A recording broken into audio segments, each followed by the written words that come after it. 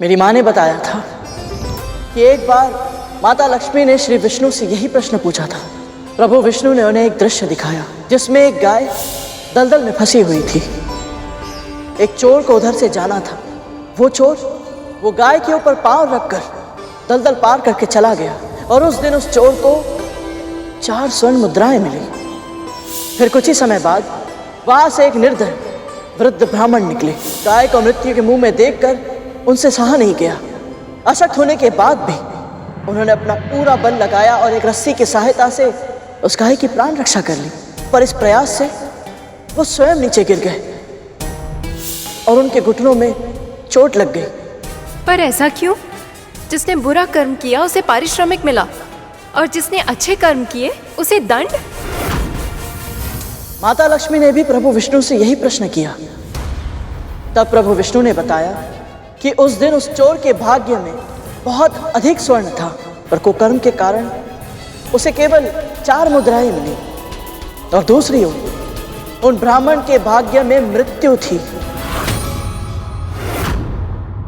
पर अच्छे कर्म के कारण केवल एक साधारण सी चोट आई और सामने खड़े यमदूत वापस लौट गए।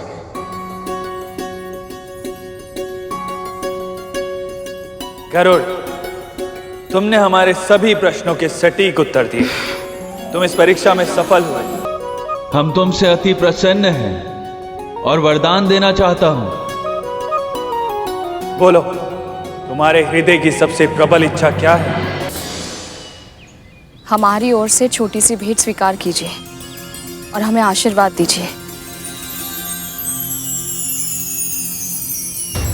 ये श्वान ऐसे कैसे खा रहा है? आदेश और विनती का अंतर था दीदी। आदेश सुनते ही मन विरोध करना चाहता है, पर यदि कोई नम्र भाव से विनती करे तो हृदय उसे स्वीकार करके उस बात को मानने की प्रेरणा देता है। आपने मुझे अपने वरदान के योग्य समझा। इससे अधिक प्रसन्नता की बात मेरे लिए और कुछ नहीं हो सकती देवी। पर इस समय मेरे मन में केवल एक ही इच्छा है कि आप मुझे और मेरे भाइयों को यहाँ से जाने की अनुमति दें, ताकि मैं बड़ी माँ के दिए कार्य को पूरा करके शीघ्र ही अपने घर लौट सकूं। तुमने एक बार फिर हमें अपनी कर्तव्य निष्ठा से प्रभावित किया। जो पहले नहीं मांगा, चाहो तो अब मांग लो। आपका बहुत बहुत धन्यवाद शनिदेव। पर सत्य तो ये है कि मेरी माँ के लिए उनकी सौगंध को निभाना ही उनका धर्म है।